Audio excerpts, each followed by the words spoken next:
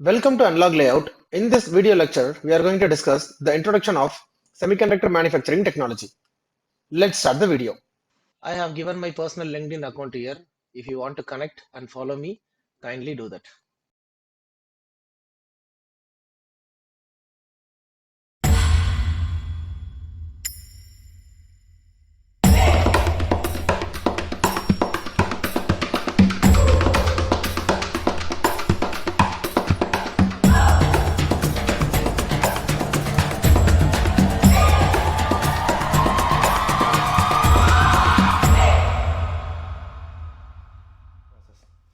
So as we know, at present we are into very large scale integrated circuit technology.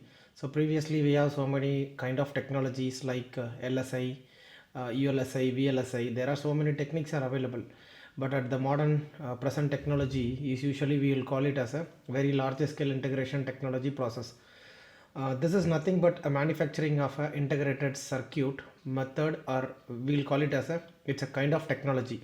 So what kind of technology we are using to manufacturing the IC? So within the particular places, for example, 1 micrometer across 1 micrometer area. Within this particular area, how many MOSFETs or how many devices, how many resistors, how many devices we can able to dump inside the particular area. So it defines a technology. For example, VLSI. So then this VLSI technology begins in the years of 1970. So usually in the earlier stage they used to design a simple devices like a transistors or resistors or capacitors. So these passive and active devices are implemented by using a VLSI technology. Then later days they have developed microprocessors. So microprocessor is nothing but a normal IC's kind of circuit, so which can implement addition, subtraction, integration, differentiation, so mathematical calculations. So these mathematical calculations are implemented inside the microprocessor. So then we are manufacturing the electronic circuit. We started manufacturing the electronic circuits like CPU, RAM, ROM and glow logic. So then VLSI engineers are what they have did, they have added all the kind of technology into a single chip. For example, CPU, RAM, ROM, everything they will be integrated, they are integrated into a single chip. So this generally called VLSI. So as we know, VLSI is one of the most wisely used technology in the microchip process, because as we know that we need more number of MOSFETs, we need more number of devices in the particular IC in order to fabricate or in order to dump more number of devices in the particular area. Of course, we need a VLSI technology. In recent days, instead of VLSI, the foundries are shifting into the ULSI, like ultra large scale integrated circuit technology. Also, they have implemented. So it was initially designed when the earlier stages in the 1970s or 1940 series. It was initially designed, this VLSI technology is used to support only hundreds and thousands of transistors or gate within the microchip. So now in the recent days they have implementing a different type of technology and different type of method to fabricate a IC or to fabricate more number of microchips within the particular area. Okay, area, what I mean to say, like given area, maybe 1 micrometer cross 1 micrometer area. Within this particular area, how much transistors we can able to dump, or how many logic gates we can able to fabricate within the particular given area. So this directly define a technology like VLSI, ULSI, LSI, all those things are behind these names, that's all. Then we have to discuss what is the history of VLSI. So how the history and how the VLSI technology evolved from the earlier years, from the recent modern technology. Initially, the first transistors was fabricated in the Bell Laboratories, AT&T and Bell Laboratories, in the year of 1947. So this is the first year, 1947, they have introduced and they have designed a first single transistor. Okay, so then they have, so on later on the following years they have fabricated and they have founded a single crystal germanium in 1952, and single crystal silicon is founded in 1954. So in the earlier stage, before silicon, germanium is the first element which is founded by the research persons, and they have generating, and they used to fabricate the device by using the germanium. So then 1954 they founded silicon. Okay, it's a single crystal silicon. Then 1958, a combination of both germanium and silicon, or else germanium based IC or silicon based ICs. So individual ICs, okay, first integrated circuits are founded in 1958. Okay, it was developed in 1958 in the Texas Instrument. Then the first IC product was founded for the camera unit. Okay, so in 1961. So on we have another history. So this second history, what it denotes, the technology, what kind of technology they founded and what type of technology they implemented to fabricate IC. So initially in the 1918 series, Swarovski crystal growth. So this is the initial way of fabricating, or it's a the first type of technology how the crystal can be growth and how the IC can be fabricated, how the way they're fabricating sand to silicon. So they initially founded this method. Even in this modern age, in the modern era, we are still using the same technology.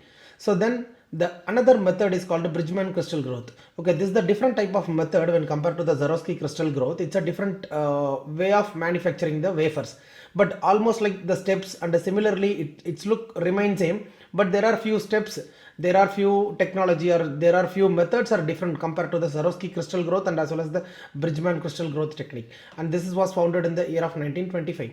Then finally another method we have, that is called the diffusion method. Okay, that is PFAN method. So this technology is implemented, or this technology is implemented in the year of 1952. Okay, so diffusion method, only these three methods are available at this present market to fabricate IC. So the fabricating IC in the sense like from sand to silicon, how they are fabricating the wafer. So by using these three methods, they are fabricating a wafer. After fabricating the wafer, we can by using the wafer we can fabricate what type of the active and passive element, whatever we need, we can implement in these wafers, but initially we need a wafer. So these three methods are available to fabricate a wafer. So then we have to understand the lithography and photoresisting process. It is founded in the year of 1957. So then within the same year, they have founded the oxide masking techniques. Okay, these two methods are just like creating a desired pattern into the particular wafer, like fabricating a polysilicon or fabricating an oxide or fabricating a metal. So we need a photolithography process, right? So this photolithography process is founded in the year of 1957. Okay, this was implemented in this year. Then 1957, they have implemented the different technique called epitaxial CVD growth.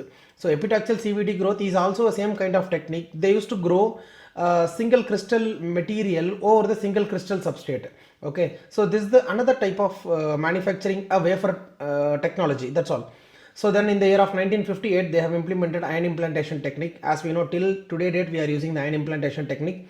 So then in the year of 1959, there is something called a hybrid IC technique. Okay, hybrid IC techniques is nothing but the kind of flip-flop. So in the digital world, we all use the flip-flop. Okay, these flip-flops are fabricated within the particular chip by using the germanium and the gold wire interconnect. So this technique is called a hybrid IC. So this was founded in the year of 1957 by Kilby. In the year of 1957, the dry etching technique is founded. So as we know, the photolithography process, after doing the photolithography, we have to do etching process. So this etching process, in the earlier days, we used to do dry etching. Dry etching in the sense like we used to no, by using the plasma techniques, they have tried to remove the unwanted materials within the particular area. So this dry etching technique was founded in the year of 1971. So earlier, before 1971, we used liquid based etching. So we will use some acidic liquids to react with the particular element or particular metal. So in order to remove the particular metal where we don't want a metal to be fabricated. So in the year of 1946, the first electronic computer is introduced into the market. So on the following year 1947, the Bell Laboratory is fabricated its first transistor. So on 1971, the microprocessors, 4004 microprocessors are fabricated in the year of 1971. So these are all the history of the manufacturing techniques and the manufacturing technique of the IC and corresponding year, which year they have implemented and they have founded these techniques. So before getting to VLSI and before getting to the wafer fabrication process, we just wanted to understand what is meant by Moore's law. Okay, Jordan Morse is a co-founder of Intel. He has created a law that means the number of transistor doubles every 12 months while the prices keep unchanged. So do we have any limitations of IC fabrication process? Yes, of course we have limitations of the IC fabricated process. In order to fabricate a single IC or in order to fabricate a single PN junction diode or P junction or N junction or any junction, we need some atoms, right? We need some elements to create. Either we have to go for silicon or either we have to go for germanium. But what is the minimum number of atoms is required to fabricate a IC? Maybe for example a single transistor. So this is the limitations of IC. Then what is the size of one silicon atom? One silicon atom consists of 0.2 nanometer. That means if you want to keep a single silicon atom in particular IC, at least we need 0.2 nanometers place to keep a single silicon atom. Okay, this is the minimum place or minimum area required to keep a single silicon atom. So this is the limitation of IC. Less than 1 micrometer or less than 0.2 micrometer, it is really not possible to keep a silicon atom, because the single silicon atom is alone required 0.2 nanometer place to occupy in the particular area. Okay, so it is really impossible to keep less than 0.2 micrometer in a single atom until unless until unless they have founded the new type of material to which will be supported for the fabrication of IC. Okay, so then we have to discuss an important metric called van der Waals radius of a silicon atom. Okay, van der Waals radius is a kind of radius. So what it denotes actually, see, for example, here in this image we have a single atom. Let us consider silicon atom of a single atom. So whatever in the in between area is there, so this in between area is like a charge density field. Okay, so this internal area, whatever it is there inside this radius, this is charge density field. Then outside of the charge density field we have some red colored line. Okay, so this is called covalent bond or ionic bond area. So whenever the one or more atoms are making a covalent bond, so this covalent bond will be connected to this particular area. Okay, so then in case if there is a free atoms, okay, then we have to discuss the figure 1. In case if there is a free atom, that means the unbounded atoms are present in the particular wafer. The unbounded atoms will be created at the bond by using the van der Waals surface. Okay, so if you want to make these two atoms, if you want to keep it in the closer proximity, then we need to bound those two atoms. Then these bounded atoms will be exactly look like this figure, the figure 2. Okay, this will be overlap in this particular area. So this is called bounded atoms area. So then we have to discuss a very important topic called fabrication of wafer size. In the earlier stage, in the 1960s, they used to design a wafer silicon size of 1 inches, that is roughly around 25 millimeters. So later on 1967 and 1969 and 76 and 81, keep on they are increasing the size of wafer, because within the small area maybe we can fabricate only limited number of ICs. Within the same cost, if you want to fabricate more number of IC, obviously we have to go for the higher number of higher disk size, that is our wafer size. So usually they used to fabricate all the integrated circuit is 1 inch, then they have shifted into 2 inches, 3 inches, 4 inches. At present market, usually we have a 4 inches of wafer, that is roughly amount 100 millimeters. Then we'll be using 6 inches of wafer, that is rough amount of 150 millimeters. Fabricators are using 8 inches to 12 inches wafer. As far as I know, 8 inch wafers are 200 millimeters and 12 inch wafers are 300 millimeters of sizes. So this is the typical size of the wafer size. If you want to fabricate IC, we need to maintain something called a clean room protocol. So what is meant by clean room protocol? See, already we know the fabrication of ICs and the fabrication of any devices, we will be fabricating into the atomic level design and at atomic levels of rearrangements of the different atoms, right? So what happened generally in the rough empty space, we will be having lot of uneven dust particles, like unwanted dust particles will be present in the space or in the environmental. So if you want to fabricate IC, first of all we need to remove all the dust particles from the air. So we need very purified air, or maybe we need, particularly within the machine, we need dust free environmental to fabricate an IC. So this is called a clean room protocol. So usually the foundries will be maintaining the dust level, okay, within the fabrication of wafer areas. So they will be maintaining the dust level. So they will be keeping they will be maintained very less amount of dust particles present in the environmental area of the fabrication of wafer unit. So what is the problem in case if we have a dust particle? So how the dust particle will affect our fabrication of the wafer or fabrication of the device? So let us discuss all those things in this figure. See, for example, now the picture A, what is there in this left side? So there is an unwanted dust particle present in this given area.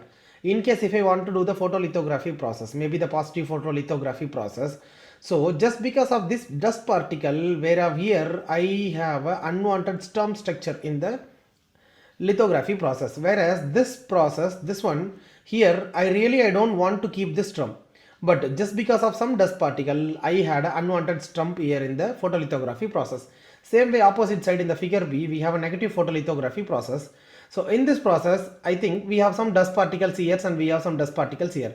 So what happened, this dust particles will create again unwanted photolithography steps here. Whereas this particular area, even I don't want this empty space, it has to be covered by the photoresist layer, but just because of this photolithography, this area is etched away for the uneven process. Not only in the photolithography process, so whenever we do ion implantation process, we are dumping more ions in the particular area. Same way, this dust particles will create partially it will create uneven implantation of ions in the particular area, okay, where we want to do the ion implantation process. So not only for ion implantation process, for each steps, if you want to fabricate a metal, this dust particle will go and occupy the particular metal area. So the metal, what will happen, the metal resistivity, or the what is the physical property of the metals will be changing just because of unwanted dust elements, right? So unwanted dust particles. So in order to maintain all these problem free wafer fabrication, so the foundries need to maintain dust free environmentals to fabricate an IC. So just imagine that how much difficult or how much complicated it could be to fabricate an IC in the dust free environmental. So that's the reason semiconductor fabrication industries are struggling to fabricate an IC in the olden eras. But the modern days, they have implemented so many technologies to purify the air. But in the olden eras, 20-30 years back, so just because of these ion particles, there are so many difficulties in terms of fabricating a wafer. So in our upcoming videos, in our upcoming lecture, we will be discussing each and every topics in depth. Like as we discussed in the earlier, so what is meant by Zariski method, what is meant by Bridgman crystal growth, and what is meant by diffusion method and lithography, ion implantation, epitaxial growth, and what is hybrid IC, and what is dry etching. So every topic we will be discussing step by step in the further video. We will be discussing step by step in our following video. I hope I have given some valuable information to you in this video. Thank you for watching my video. If you like this video, please click like button and share this video to your friends. For more details about this video, please contact us to my email ID and follow us on my Facebook page and Twitter page, and kindly subscribe our channel and don't forget to click the bell button.